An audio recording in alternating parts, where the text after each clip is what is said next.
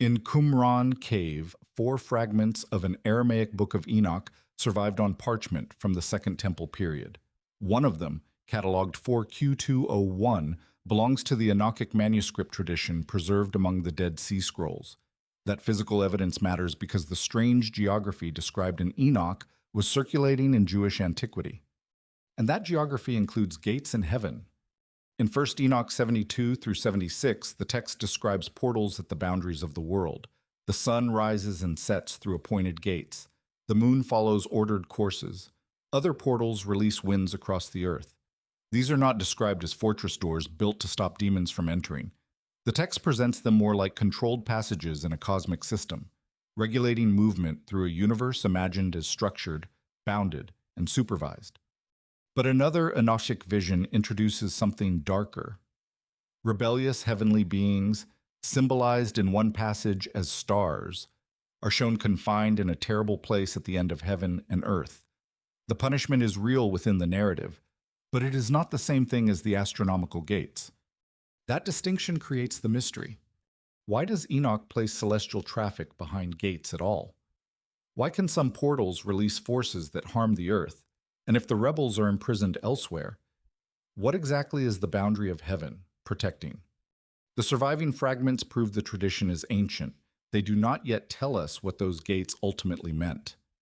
The trail begins not with a medieval copy, but with several surviving textual layers. The Book of Enoch, or First Enoch, is preserved complete only in Ge'ez, the classical language of Ethiopia. Yet parts of the work also survive in Greek, and fragments of multiple Enochic compositions were found among the Dead Sea Scrolls at Qumran. That matters because the Qumran manuscripts push the textual history deep into the Second Temple period. Fragments from Cave 4 preserve portions of the astronomical book, the Book of the Watchers, the Dream Visions, and the Epistle of Enoch in Aramaic. Among the best known are 4Q201 and 4Q202, both preserving material from the Book of the Watchers. Other fragments, including 4Q208 through 4Q21. One preserve parts of the astronomical book. The texts are damaged. Lines disappear at torn edges. Individual words can be uncertain. No single Qumran manuscript contains all of First Enoch. What survives is a scattered archive, not a complete ancient edition. The later Ethiopic tradition preserves the whole collection in 5 major sections. For the gates of heaven, the most important material appears in the astronomical book, especially 1 Enoch 72 through 82. There, Enoch is guided by the angel Uriel through a structured cosmos in which the sun, moon, winds, and seasons move according to fixed routes and ancient appointed laws. This does not mean every surviving manuscript preserves identical wording. Translation, transmission, and damaged fragments complicate comparison. But the broad architecture is unmistakable. The gates belong to an ordered cosmic map, not merely to later folklore. And once that map is separated from the prison of the rebellious angels, a more precise question appears: were the gates meant to keep something out, or to keep creation itself under control? The first revelation is not a prison scene, it is a schedule. In 1 Enoch 72, Uriel explains the movement of the sun through 6 eastern gates and 6 western gates. The sun enters by one gate, crosses the sky, and sets through a corresponding gate on the opposite horizon. As the year advances, the route changes. Days lengthen, then shorten. The pattern reverses. The gates function as fixed points in a cosmic calendar. The text states this as geography, not as an abstract mathematical model. Enoch is shown a world in which celestial motion passes through appointed openings, like channels at the edge of the heavens.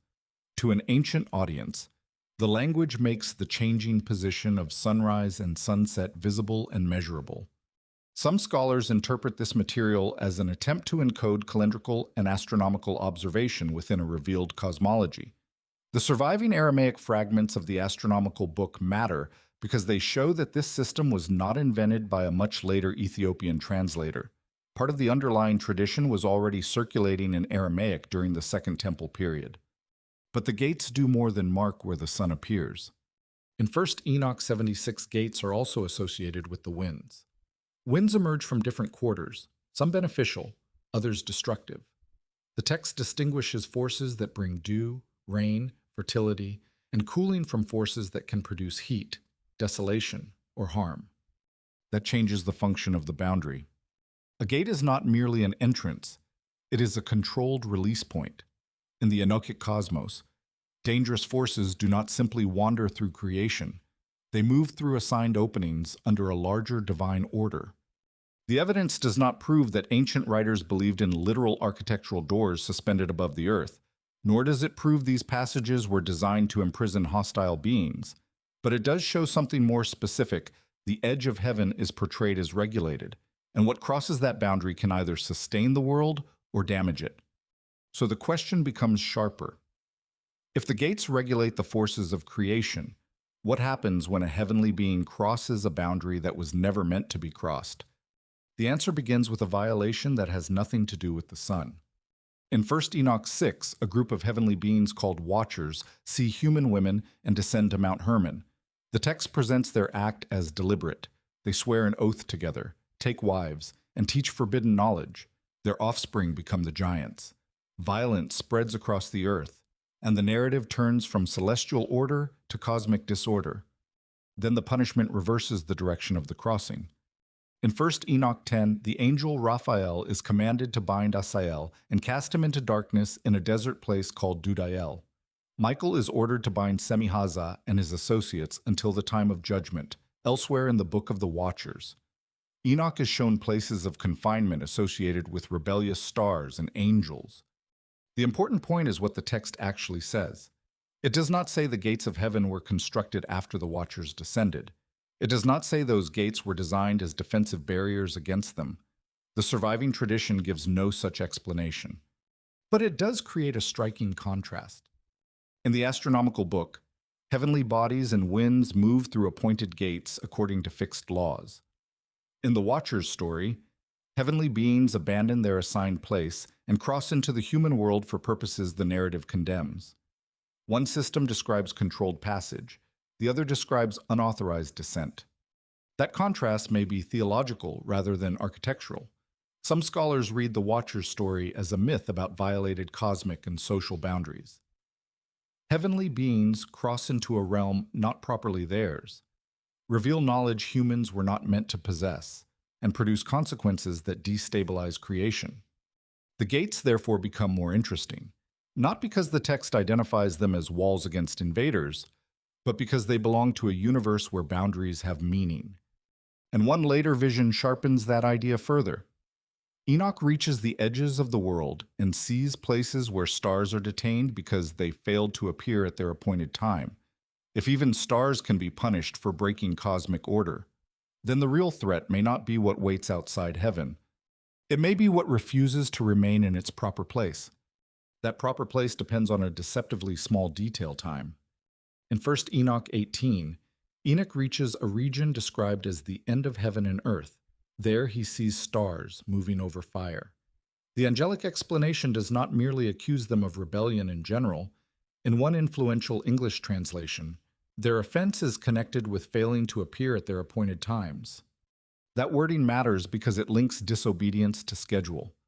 The astronomical book has already presented the sun, moon, and winds as following assigned courses. Here, celestial beings are punished because they have violated an appointed order. The image is therefore not simply good beings inside heaven and dangerous beings outside it. The deeper distinction is between what moves according to divine appointment and what crosses, delays, or abandons that appointment. But caution is necessary. Stars in these visions can function symbolically for heavenly beings. The passage does not give us a technical dictionary in which every star always means an angel, and translators must work across different surviving textual traditions. Nor does the wording establish that the astronomical gates were physical security devices. The small detail changes the larger picture anyway. If a gate marks an authorized route, then its purpose is not primarily to repel an enemy. It marks where movement should occur. The danger begins when the created order is ignored. That makes the title's question more unsettling. The gates of heaven may not have been imagined as barriers built to keep monsters outside. Within Enoch's symbolic world, they help define the lawful boundaries that cosmic forces and heavenly beings are expected to obey. And that raises a problem hidden inside the word gate itself. Does the ancient language actually describe a door or something closer to an opening in the horizon? Modern astronomy gives us a way to test what those openings were describing without pretending the ancient cosmology was modern science. The sun does not rise at the same point on the horizon every morning. From a fixed location, its rising position shifts gradually northward and southward through the year as Earth moves around the sun with its axis tilted. The moon follows an even more complicated pattern. To an observer watching the horizon over many months, celestial bodies appear to enter and leave the visible sky through changing zones. That makes the Enochic gates unexpectedly practical. Modern scholarship has reconstructed portions of the Aramaic astronomical book preserved in 4Q20 8 through 4Q211. Researchers have examined its numerical schemes, calendar calculations, and descriptions of celestial motion.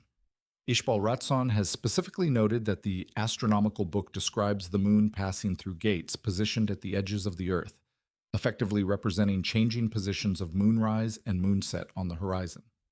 Fragments such as 4Q208 are extremely small and incomplete, so reconstruction remains difficult.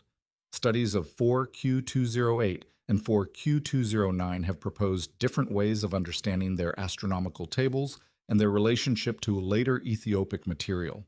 Some scholars have also compared elements of these calendrical systems with traditions known from ancient Babylonian astronomy.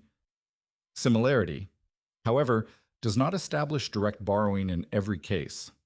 The important point is simpler. A gate can make sense as an ancient observational model. Imagine dividing the eastern horizon into fixed sectors. As the point of sunrise or moonrise shifts through the year, the celestial body appears to emerge through a different opening. That does not prove Enoch's writers understood orbital mechanics. It does show that the language of gates could encode repeated observation rather than describe literal doors. And this creates an unexpected reversal. If the gates began as a way of mapping lawful celestial movement, then the darker Enochic stories are not primarily about monsters attacking heaven from outside. They are about what happens when beings within an ordered cosmos refuse its boundaries. That idea did not disappear when the Enochic writings left Qumran.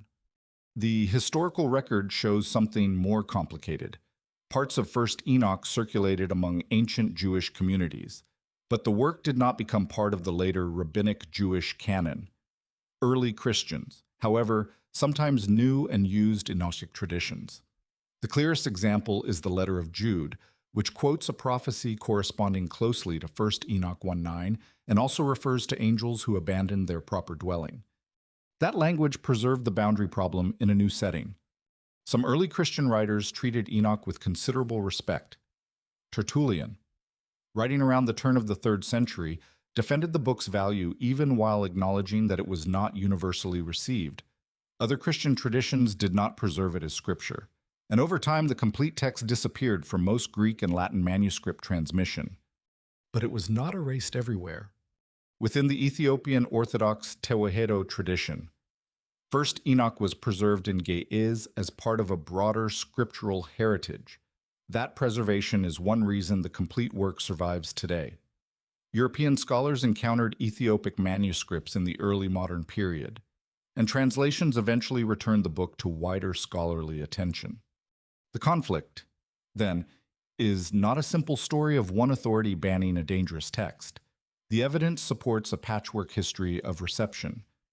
Different Jewish and Christian communities treated Enoch differently, transmitted different portions, and assigned it different levels of authority. That matters for the gates. In communities where Enoch faded from use, its elaborate cosmic geography also faded from ordinary scriptural imagination. In Ethiopia, the text survived. In Jude, one part of its language about rebellious angels remained inside the New Testament canon. So two pieces of the older worldview traveled along different roads, one preserved as a full cosmic map, the other preserved as a warning about beings who left their assigned place. And when the Dead Sea Scrolls were discovered, those separate roads suddenly converged again around ancient fragments buried near the Dead Sea. The modern mystery is that the oldest witnesses do not preserve the whole map. The Aramaic astronomical book survives at Qumran in fragments cataloged 4Q208 through 4Q211. Of these, 4Q208 and 4Q209 preserve important calendrical and lunar material, but the manuscripts are incomplete. Some pieces contain only portions of columns. Others preserve calculations or phrases without enough surrounding text to reconstruct every feature with certainty. That creates a problem when the Ethiopic version is used to recover the ancient system. The complete Ge'ez text of 1st Enoch 72 through 82 describes 6 eastern gates, 6 western gates, changing solar routes, lunar phases, winds, and a 364-day year. Yet the Aramaic fragments show that the astronomical book once circulated in forms containing material more detailed than the surviving Ethiopic version. Scholars therefore have to compare fragments, translations, numerical schemes, and later manuscripts to estimate what the earlier composition looked like. The evidence is substantial, but it is not seamless. No surviving Qumran fragment gives us an intact ancient diagram of the gates. No excavated object identifies a physical structure corresponding to them, and the fragments do not contain a sentence explaining that the gates were constructed to keep rebellious angels, demons, or giants outside heaven. What survives instead is a broken technical cosmology beside a separate narrative of heavenly rebellion. That separation is crucial. It may mean later readers have combined 2 images that the ancient authors kept distinct, or the shared language of boundaries, appointed courses, and punishment may reflect a deeper conceptual unity that the surviving fragments can no longer demonstrate. The manuscripts have given us enough to know the cosmic gates are ancient, but they have not preserved the one explanation that would settle what those gates were ultimately for. Now, an important distinction is necessary. The physical evidence proves that Enochic writings circulated in Jewish antiquity. Aramaic fragments from Qumran preserve portions of both the astronomical book and the Watcher's traditions. They show that ideas about ordered celestial movement, rebellious heavenly beings, and punishment were present centuries before the surviving medieval Ethiopic manuscripts. But the physical evidence does not prove that the gates of heaven were literal structures. The textual evidence is more precise. In 1st Enoch 72 through 76 gates regulate the movements of the sun, moon, and winds. In the Watcher's material, heavenly beings descend, violate assigned boundaries, and are later confined. In 1st Enoch, 18 stars are punished in connection with failing to keep their appointed order. These themes exist in the text, but no surviving passage states that the astronomical gates were constructed as defenses against the Watchers, giants, demons, or any external enemy. Interpretation begins where that explicit statement ends. Some scholars understand the gates primarily as features of ancient cosmology and calendrical observation, the Watcher's story. Meanwhile, can be read as a myth of transgressed boundaries, where beings leave the sphere assigned to them and introduce disorder into the human world. Connecting those 2 systems is possible at the level of theme, but the evidence does not require us to treat them as one architectural scheme. Speculation goes further. It is possible to imagine the gates as cosmic checkpoints designed to prevent unauthorized passage. The surviving manuscripts do not establish that. If the astronomical gates mark authorized routes through creation, and if the Watcher's tradition treats rebellion as departure from an appointed place, then the larger question becomes whether Enoch's deepest concern was ever about keeping something outside heaven at all. Perhaps the more consistent pattern is control from within stars keeping their times, winds leaving through assigned openings, heavenly beings remaining within proper limits, and punishment following when those limits are crossed. That reading does not turn the text into modern science or documented history. It reveals a cosmos in which order depends on boundaries. And if that is the real function of the gates, then the most dangerous thing in Enoch's universe is not an enemy waiting beyond them, but a created being deciding that the boundary no longer applies. Back in Qumran Cave 4, the parchment fragments remain small, torn, and incomplete. They do not preserve a secret blueprint of heaven. They do not show a fortress wall, a celestial lock, or a sentence explaining that the gates were built to keep rebellious beings outside. What they preserve is more restrained and perhaps more unsettling. The Enochic tradition describes a universe governed by appointed routes, measured times, fixed boundaries, and consequences for crossing them. The sun moves through assigned gates. The winds emerge through controlled openings. Stars can be punished for failing to keep their appointed order. The Watchers descend into the human world and are condemned for abandoning the place assigned to them. The physical fragments from Qumran cannot prove that this cosmic geography was literal. They prove that ancient Jewish scribes copied and transmitted these ideas long before the complete Ethiopic manuscripts that preserve 1st Enoch today. So the gates survive as part of an ancient attempt to imagine order itself. Not walls against an unknown enemy, boundaries within creation. And the broken parchment still leaves the most important possibility unresolved if heaven required gates. Was the real danger something outside them, or something already inside that could choose to cross?